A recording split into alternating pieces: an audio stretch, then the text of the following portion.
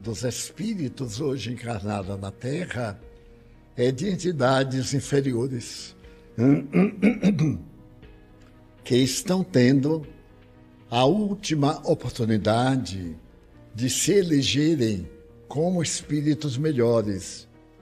Aqueles renitentes, violentos, perversos, aqueles que estimulam a guerra, a miséria social, econômica, esses são de uma perversidade incrível.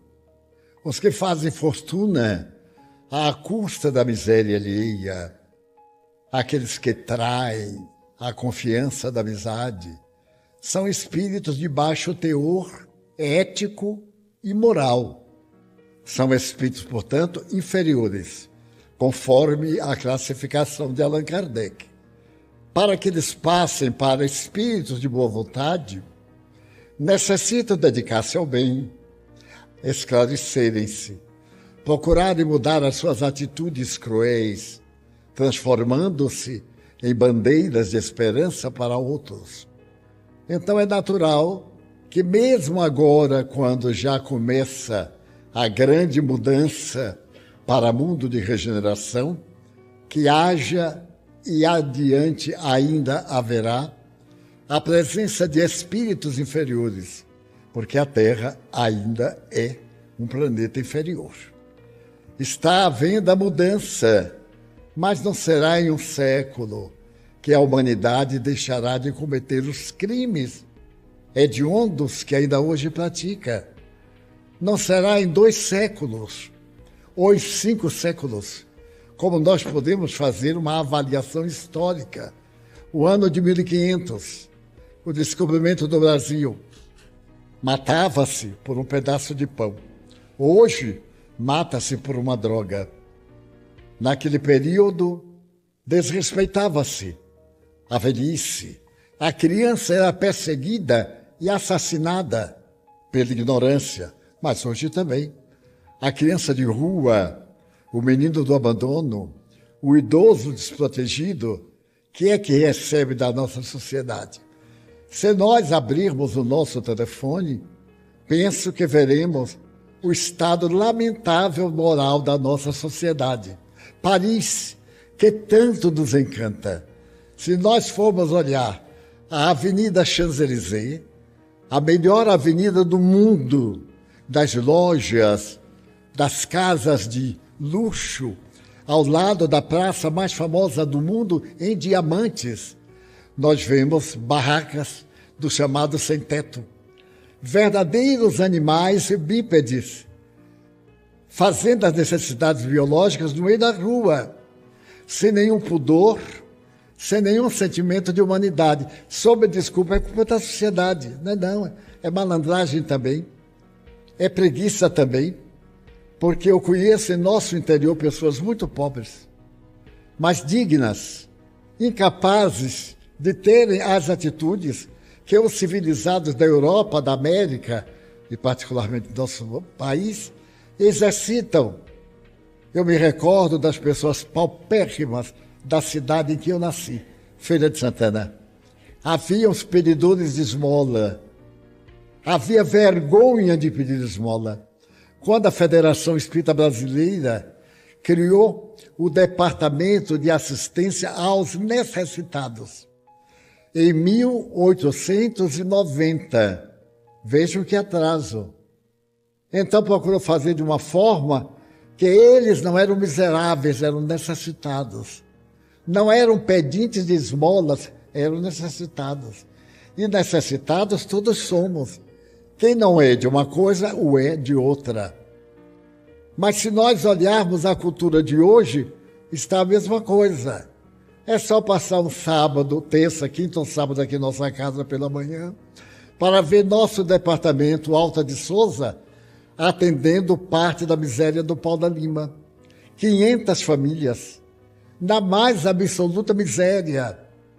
A nossa escola tendo dificuldade de atender o programa que o governo fez, porque nenhuma casa tinha computador. E a casa que se podia adquirir um computador não tinha eletricidade aqui no bairro. Aqui a 20 metros é só descer. Qualquer pessoa pode dar saída, dar uma voltinha no portão que ele desce, vai ver de perto, assim, na face da gente.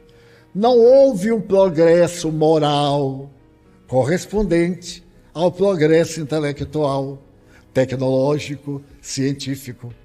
As doenças que graçavam foram combatidas. Imagine a febre tifoide. Nós vimos agora uma pandemia, uma coisa terrível.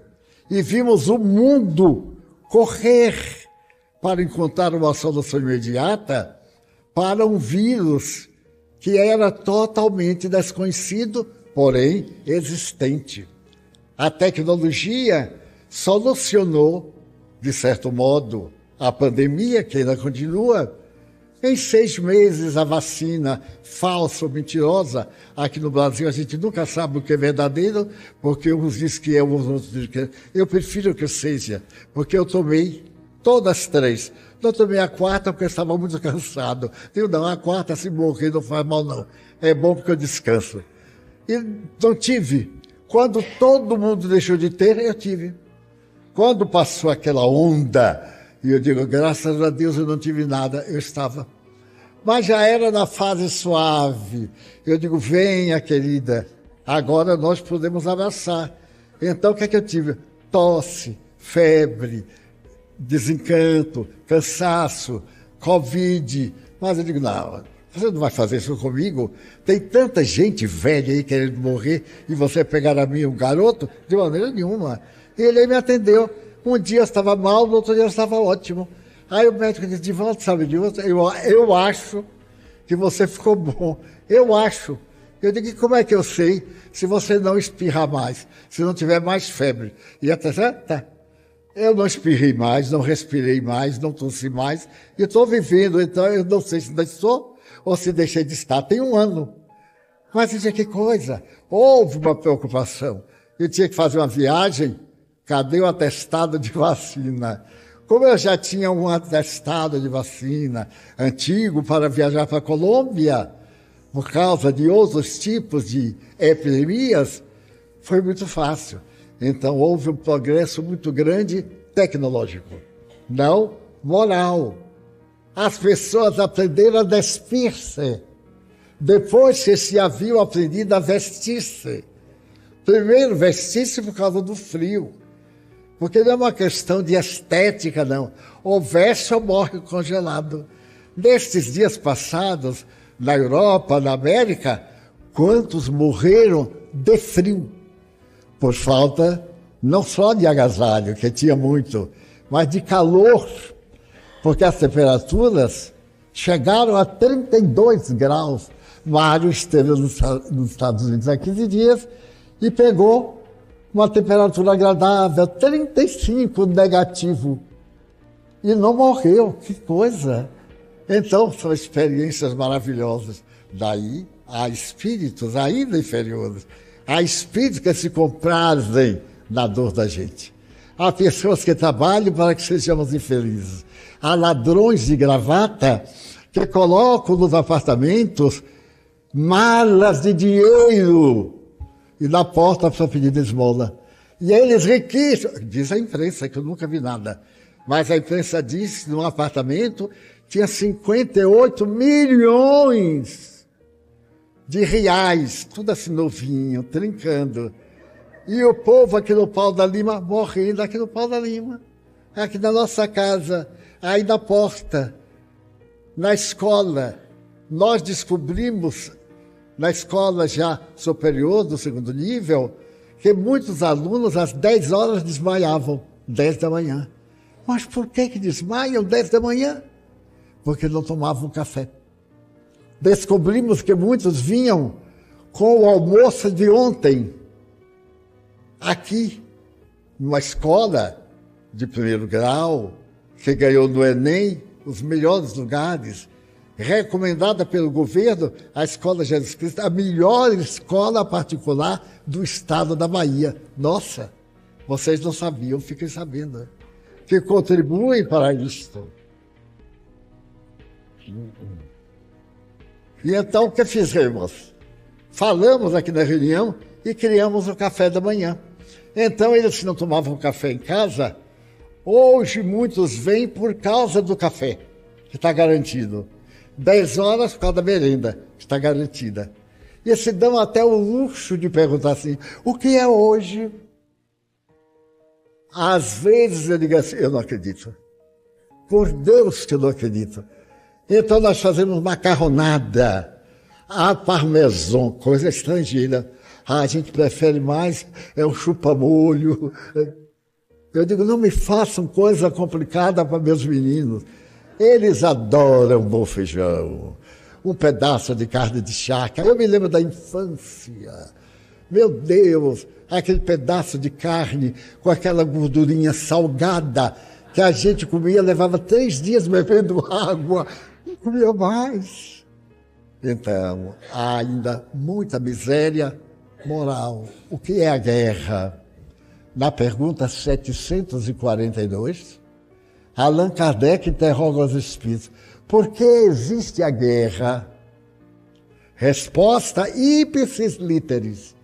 Por causa da predominância da natureza animal do homem sobre a sua natureza espiritual e predomínio das paixões.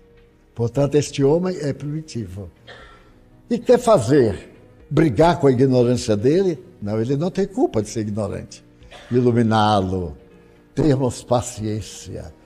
Então, o nosso trabalho é sorrir mais. Ao invés de fazer uma cara bem feia, vai fazer uma cara bem alegre, mesmo que esteja passando fome. Quando ele está com fome, é bom para rir, porque a gente faz aquele esgar. Olha como ele está contente, não é fome. Então eu vejo aí na internet, né? Uma pessoa chega pobre numa casa de modas e as vendedoras elegantérrimas, Deus sabe a que preço moral. E diz, não, você não é daqui não. E às vezes é a dona da loja que vai vestida de pobre para ver como é que seus funcionários atendem. É o dono de um banco que vai de sandália havaiana tirar um cheque de 10 mil e tratam-no mal. E ele diz, pois não, você está demitido. Eu sou o dono do banco. E se eu quiser, eu fecho o banco agora. Aí tem aquele choque, mas doutor, ai doutor. Ainda estamos neste balanço. Mas podemos mudar na hora que cada um de nós, que eu mudar, a humanidade muda. É linda esta frase do grande Rabindranath Tagore, o poeta da Índia. Quando o homem muda, a sociedade o acompanha. Quando alguém cai, a sociedade cai com ele. Quando alguém se levanta, a sociedade se levanta com ele. Daí nós ainda temos muitos espíritos na Terra necessitando de evolução. Ao término dessa jornada de reflexão conduzida por Divaldo Franco, somos conduzidos à beira de um horizonte vasto, repleto de possibilidades e desafios que clamam por nossa atenção e ação. A mensagem que ele compartilha transcende a mera contemplação. É um chamado incisivo à transformação. Estamos imersos em um momento crucial na trajetória da humanidade, um período de transição e renovação que requer de cada um de nós uma decisão consciente sobre o papel que almejamos desempenhar na construção de um novo mundo. Este é o momento de abandonar ilusões e encarar com coragem e resolução a realidade do plano astral. Os seres sombrios, cientes de que sua influência na Terra está diminuindo, intensificam seus esforços para semear discórdia e desordem. No entanto, a luz da esperança resplandece, pois os trabalhadores da luz são convocados a se unir AOS Guardiões nessa batalha espiritual que se desenrola nos bastidores do universo. Se você sente o chamado para ser parte ativa dessa metamorfose espiritual, contribuindo para a regeneração de nosso planeta e preparando a humanidade para a chegada de uma nova era, convido-o a adentrar mais profundamente nesse chamado. O livro Transição Planetária, Bastidores da Batalha Espiritual, oferece uma visão perspicaz sobre o processo de transição em direção a um novo estágio de evolução da Terra. Explorando temas como física quântica e neurociência, esta obra busca estabelecer pontes entre a ciência e as verdades espirituais, proporcionando um entendimento holístico da realidade que nos cerca. Clique no link abaixo para conhecer mais sobre esse livro transformador e descubra como pode se unir aos esforços dos guardiões nessa luta entre o bem e o mal, contribuindo para a ascensão da consciência planetária.